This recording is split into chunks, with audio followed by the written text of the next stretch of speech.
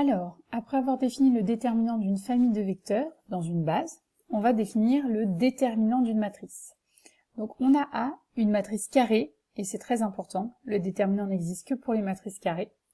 Et on note C1, Cn, c'est vecteur colonne, c'est-à-dire que C1, c'est le vecteur en fait dont les coordonnées dans la base canonique de K puissance n sont exactement les coefficients dans la première colonne de A. Eh bien on appelle déterminant de la matrice A le déterminant dans la base canonique des vecteurs formés par ces colonnes. Et on a l'habitude de noter le déterminant comme ça avec des barres verticales. Donc à partir de maintenant, finalement, ça revient à peu près au même que la définition que vous avez vue, qu'on a vue pour le déterminant d'une famille de vecteurs, puisque finalement le déterminant de la famille x1, x2, ça va être le même que le déterminant de cette matrice. Donc ça va vraiment se ressembler dans le calcul. Alors, première propriété de ce qu'on appelle déterminant pour une matrice. Donc vous remarquez déjà, je n'écris plus dans quelle base je suis en train de travailler, puisque c'est sous-entendu que c'est dans la base canonique. Toujours, toujours, toujours. Donc première propriété, ce sont les théorèmes 9 et 10 qu'on va démontrer. Tout d'abord, le déterminant de l'identité vaut 1. Ça, c'est très important. Deuxièmement, le déterminant de lambda fois A est égal à lambda puissance n fois le déterminant de A. Donc en particulier, le déterminant n'est pas linéaire. Ok, c'est très important. Et enfin, si deux colonnes sont identiques dans une matrice, alors le déterminant de la matrice vaut 0. Donc, ça c'est une propriété importante, puisque comment est-ce qu'on va faire pour déterminer un déterminant? On va essayer, en appliquant des opérations sur les lignes ou sur les colonnes, une fois qu'on aura vu quel est l'effet de ces opérations sur le déterminant, de se ramener par exemple à deux colonnes identiques. Et comme ça, on aura un déterminant qui vaut 0. Donc on va commencer d'abord par la démonstration de ce théorème 9. Donc je vous le rappelle, le déterminant d'une matrice, ça veut dire qu'on travaille dans la base canonique.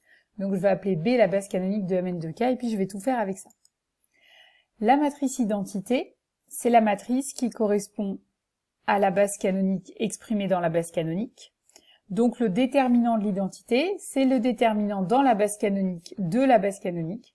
Donc par définition du déterminant, parce que je vous rappelle que l'unicité de l'application n linéaire alternée qui vérifie f de b égale 1, bah justement c'est le déterminant. Donc ce déterminant vaut 1. Donc on a bien que le déterminant de l'identité vaut 1. Deuxième point, on se fixe un scalaire lambda et une matrice A appartenant à Mn de K. Et puis on s'intéresse au déterminant de lambda fois A. Alors la matrice lambda fois A, ces colonnes, ce sont les colonnes de A, toutes multipliées par lambda, puisque l'opération multiplier une matrice par un scalaire revient à multiplier tous les coefficients par ce scalaire, donc chaque colonne, en particulier, est multipliée par lambda. Donc on doit calculer le déterminant dans la base canonique, je l'écris plus parce qu'on a dit que c'était fixé une bonne fois pour toutes, de lambda C1, lambda Cn. Et puis l'opération déterminant dans une base, vous le savez, c'est une application n linéaire. Ça veut dire que quand on fixe n-1 coordonnée, on a la linéarité par rapport à la nème variable. Donc ça veut dire que si je ne touche pas au n-1 dernière variable, et bien là le lambda je peux le sortir du déterminant. Et puis je fais pareil, je touche plus la première, c'est le lambda qui est dans la deuxième que je sors, etc., etc. Et donc je me retrouve avec un lambda puissance n en facteur devant le déterminant de C1, Cn. Et par définition, le déterminant dans la base canonique de la famille C1, Cn, c'est exactement le déterminant de A. Donc on a bien la propriété. Dernière propriété, si deux colonnes sont identiques dans la matrice A. Alors puisque la fonction déterminant en base B est une forme alternée, par définition, ça veut dire que s'il y a deux fois la même colonne, ça vaut 0. Donc on a bien que le déterminant d'une matrice est nul lorsqu'il y a deux fois la même colonne. Alors maintenant, dans le théorème 10, des règles de calcul qui vont simplifier le calcul de déterminant le plus possible. Donc on se fixe A et B deux matrices de Mn de K. Premièrement, le déterminant de A fois B est égal au déterminant de A fois le déterminant de B. Donc ça peut être utile lorsque le déterminant de A et le déterminant de B sont plus faciles à calculer que le déterminant de AB, par exemple.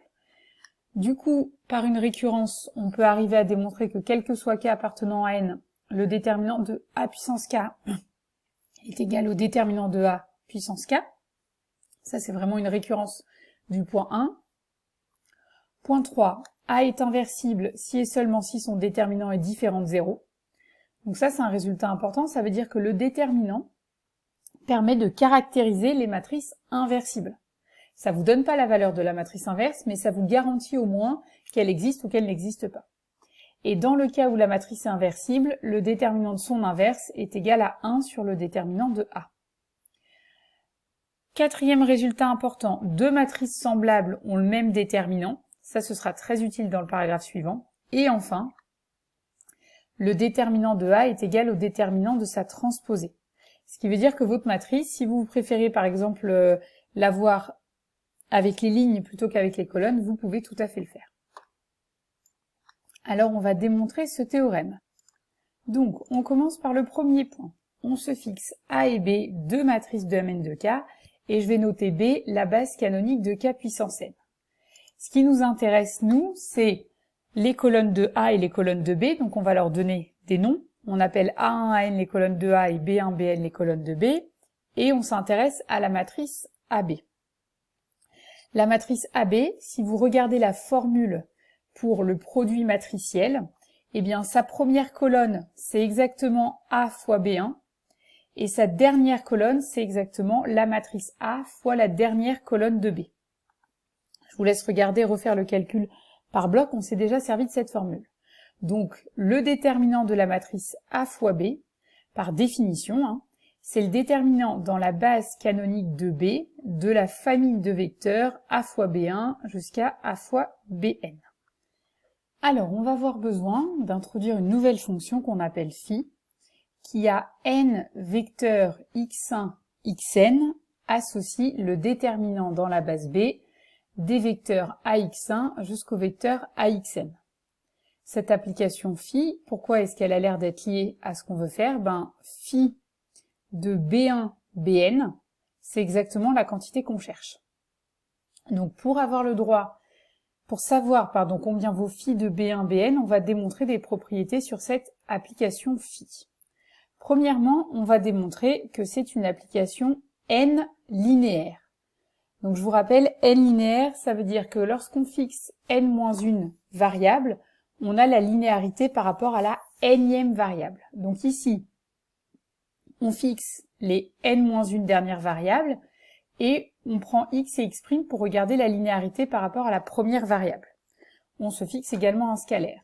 Et on calcule phi de x plus lambda x' et tout le reste n'est pas modifié. Par définition, ça c'est le déterminant dans la base B de a fois le vecteur x plus lambda x', a fois le vecteur x2 jusqu'à a fois le vecteur xn. C'est-à-dire, puisque le produit matriciel, on sait que c'est distributif, le déterminant de a fois x plus lambda ax', ax2, axn. Et comme le déterminant dans une base quelconque est une application n linéaire, eh bien vous savez que cette somme, vous pouvez la couper en deux. C'est donc le déterminant dans la base B de a fois x2 jusqu'à a fois xn, plus lambda fois le déterminant dans la base B de a fois x', a fois x2 jusqu'à a fois xn. Autrement dit, on retrouve phi de x, x2, xn, plus lambda fois phi de x', x2, xn. Donc, l'application phi est une forme qui est au moins linéaire pour la première variable, et on pourrait écrire la même chose pour les n variables, donc phi est une application n linéaire. Ensuite, on veut regarder si elle est alternée. Donc alternée, je vous rappelle, ça veut dire que s'il y a deux fois le même vecteur au départ, alors la fonction vaut 0. Donc on se fixe x1, xn, n vecteurs de k puissance n, ici e en fait c'est k puissance n, tel que xi soit égal à xj. Et on doit calculer phi de x1, xn. C'est-à-dire le déterminant dans la base B de ax1, axi, axj, axn. Sauf que comme xi est égal à xj, le vecteur axi est le même que le vecteur axj. Donc on a deux fois la même colonne. Donc le déterminant, qui est une forme alternée, donne 0. Donc phi est une forme n linéaire alternée. Sauf qu'on a démontré que déterminant de B était une base de l'ensemble des formes n linéaires alternées. Donc, par une formule qu'on a démontrée précédemment, la fonction phi, elle vaut exactement phi de B, où B c'est la base canonique, fois le déterminant de B. En particulier, puisque c'est ça qui nous intéressait au début, je vous le rappelle, phi de B1 Bn, c'est phi de B fois le déterminant dans la base B de B1 Bn. Le déterminant dans la base B de B1 Bn, ça par définition, c'est exactement le déterminant de B. Donc on a bien la deuxième partie de notre égalité. Et phi de B, c'est le déterminant dans la base B de A fois le premier vecteur de la base canonique. Donc en fait, ça fait la première colonne de A. Ensuite, en deuxième position, ici, vous avez A fois le deuxième vecteur de la base canonique.